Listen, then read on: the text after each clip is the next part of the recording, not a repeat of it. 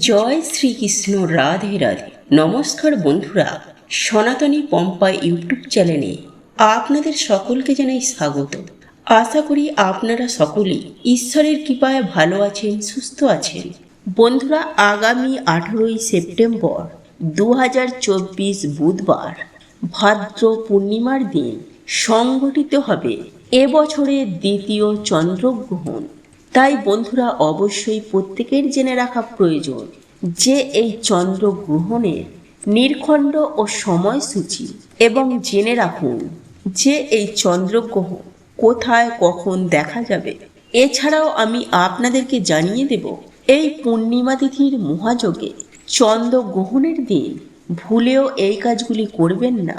হ্যাঁ বন্ধুরা, এই পূর্ণিমা ও চন্দ্রগ্রহণের মহাযোগে যে কাজগুলি করলে আপনাদের নিজেদের বিপদ নিজেরাই ডেকে আনবেন। তাই বন্ধুরা, আজ এই ভিডিওটি প্রত্যেকের জন্য অত্যন্ত গুরুত্বপূর্ণ।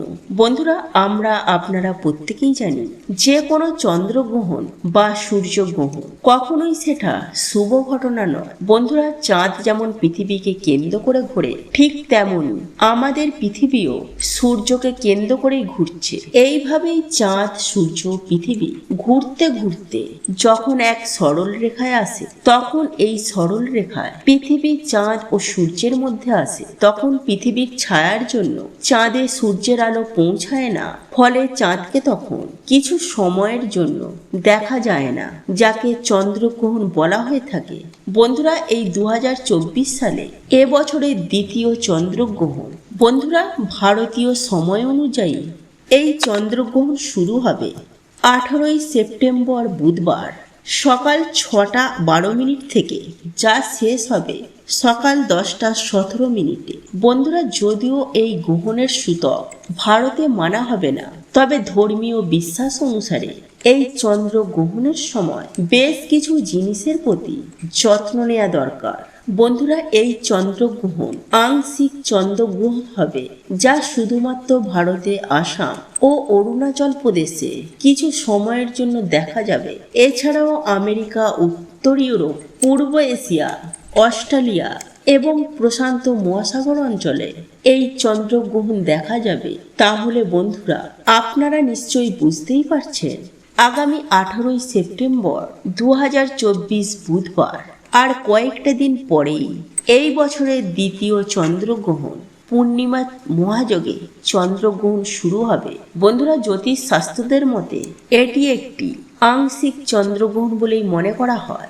যাই হোক বন্ধুরা, এইবার আমাদের প্রত্যেকেরই জেনে রাখা প্রয়োজন যে এই পূর্ণিমা তিথির মহাযোগে চন্দ্রগ্রহণের দিন কোন কোন কাজগুলি ভুলেও করা উচিত নয়। বন্ধুরা, আমি সবার প্রথমে যে কাজটির করার কথা বলবো তা হলো এই চন্দ্রগ্রহণ চলাকালীন বা এই পূর্ণিমা চন্দ্রগ্রহণের মহাযোগে কোনো শুভ কাজের উদ্দেশ্যে রওনা দেবেন না বা কোনো শুভ কাজ করবেন না। বন্ধুরা, শাস্ত্র মতে এটা বলা হয় যে আপনি যদি কোনো শুভ কাজ করে থাকেন তাহলে সেই কাজটিতে কখনো শুভ ফল পাবেন না। তাই আপনি এই সময়টুকু একটু অপেক্ষা করুন, নচেত আপনার কপালে ভয়ঙ্কর দুর্ভাগ্য জুটতে বেশি সময় লাগবে না। এছাড়াও অপরদিকে দেখে নেব যে এই চন্দ্রগ্রহণ চলাকালীন সময়ে রান্না করবেন না বা তৈরি করা রান্নাও আপনারা মুখে তুলবেন না। সেই সঙ্গে এই চন্দ্রগ্রহণ চলাকালে কোনো দেবদেবীর মূর্তি স্পর্শ করবেন না, এতে সংসারে অমঙ্গল নেমে আসে। তাই ভুলেও এই কাজটি কখনোই করবেন না। বন্ধুরা, আপনাদের পক্ষে সম্ভব হলে আপনারা এই গ্রহণ শুরু হবার আগেই আপনারা রান্নার কাজটি সম্পূর্ণ করে রাখতে পারেন এবং আপনাদের রান্না করা খাবারের মধ্যে একটি করে তুলসী পাতা অতি অবশ্যই দিয়ে রাখবেন। এতে গ্রহণের যে খারাপ প্রভাব, সেই খারাপ প্রভাব থেকে সুনিশ্চিতভাবে সুরক্ষিত থাকবেন। বন্ধুরা, এছাড়াও এই পূর্ণিমা তিথি ও চন্দ্রগ্রহণের মহাযোগে চুল, দাড়ি, নখ ভুলেও কাটবেন না, তাহলে আপনার প্রত্যেকটি কাজে খুঁত রয়ে যাবে। তাই এই সময় বা এই দিন চুল, দাড়ি, নখ কাটা বন্ধ রাখুন।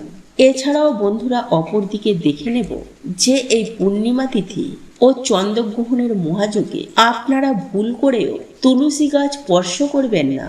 হ্যাঁ বন্ধুরা, আপনারা একেবারে ঠিকই শুনছেন। আমাদের হিন্দু ধর্মে তুলসী গাছের মাহাত্ম্য অপরিসীম। এই তুলসী গাছ আমাদের জীবনে বিশেষ ভূমিকা পালন করে থাকে। তাই প্রত্যেকটি পুজোয় আমরা তুলসী পাতার ব্যবহার করে থাকি। আমরা বাড়িতে নিত্যদিন তুলসী মাতার পুজো আরাধনা করে থাকি। কিন্তু বন্ধুরা, শাস্ত্রমতে এমন কিছু কিছু দিন রয়েছে যে দিনগুলিতে তুলসী পাতা এবং তুলসী গাছকে ভুল করেও স্পর্শ করা উচিত নয়। ঠিক তেমনই একটি দিন হলো এই চন্দ্রগ্রহণের দিন। তাই আজ আমি আপনাদেরকে সনাতনী পম্পা ইউটিউব চ্যানেলের পক্ষ থেকে আপনাদেরকে অনুরোধ করব যে এই চন্দ্রগ্রহণ চলাকালীন সময়ের মধ্যে তুলসী গাছে ভুলেও স্পর্শ করবেন না। আপনাদের যদি তুলসী পাতার প্রয়োজন হয়েই থাকে তাহলে আপনারা এই চন্দ্রগ্রহণ শুরু হওয়ার পূর্বেই আপনারা সংগ্রহ করে রাখুন, কিংবা আপনারা আগের দিনও সংগ্রহ করে রাখতে পারেন। এই তুলসী পাতা 15 দিন অন্তত বাসি হয় না, সেটা আমরা প্রত্যেকেই জানি। বন্ধুরা, এছাড়াও আমি আপনাদের উদ্দেশ্যে যে কথাটি বলবো তা হলো, শাস্ত্র অনুসারে যে সকল গর্ভবতী মহিলারা বিশেষ সতর্কতা অবলম্বন করা উচিত। বন্ধুরা, এই গ্রহণের সময় শিশুদের ক্ষেত্রেও একটি নেতিবাচক প্রভাব ফেলে। সুতরাং গর্ভবতী মহিলাদের এই কাজগুলি করা একদমই উচিত নয়। আর তার মধ্যে সবার প্রথমে যে কাজটি করার কথা বলবো, যে এই চন্দ্রগ্রহণ চলাকালীন সময়ে কখনোই গর্ভবতী মহিলারা ঘরের বাইরে বের হবেন না। আপনি গ্রহণ চলাকালীন আপনার ঘরের ভেতরে থাকুন, নচেত আপনার আগত সন্তানের ক্ষতি হতে পারে। বন্ধুরা, এছাড়াও ছুরি, কাঁচি বা ধারালো কোনো কিছু দিয়ে কোনো কিছুই কাটাকাটি করবেন না। এর ফলে নেতিবাচক কুপ্রভাব আপনার জীবনে প্রবেশ করবে। বন্ধুরা, এছাড়াও শাস্ত্রমতে মনে করা হয় যে গ্রহণ চলাকালীন সময়ে কখনোই ঘুমাতে নেই। তাই বন্ধুরা, আপনারা ভুল করেও এই সময়ে একদম ঘুমাবেন না বা শুতে যাবেন না। আপনারা বসে থাকুন বা দাঁড়িয়ে থাকুন, কিন্তু ভুল করেও এই গ্রহণ চলাকালীন ঘুমাবেন না বা শোবেনও না। বন্ধুরা, এছাড়াও এই চন্দ্রগ্রহণ চলাকালীন সময়ের মধ্যে কখনোই শারীরিক মিলন করবেন না। এতে আপনার জীবনে ভয়ঙ্কর বিপদ নেমে আসতে পারে। তাই বন্ধুরা, আমি আশা করব আপনারা এই বিষয়গুলি একটু মেনে চলবেন এবং এই বিষয়গুলি মাথায় রাখার চেষ্টা করবেন। তাই আপনারা যদি সুখ, শান্তি ও সমৃদ্ধময় জীবন পেতে চান এবং আনন্দের সাথে জীবনকে অতিবাহিত করতে চান, সপরিবারে সুস্থ ও নীরোগ হতে চান, তাহলে আগামী 18ই সেপ্টেম্বর 2024 বুধবার এই পূর্ণিমা তিথি ও চন্দ্রগ্রহণের মহাযোগে এই বিষয়গুলি অতি অবশ্যই এড়িয়ে চলার চেষ্টা করুন। এতে আপনার মঙ্গল, আপনার পরিবারের মঙ্গল।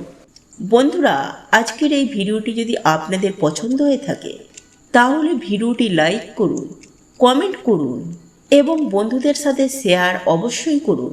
মনে রাখবেন, আপনার একটি শেয়ার অনেক মানুষকে উপকৃত করতে পারে।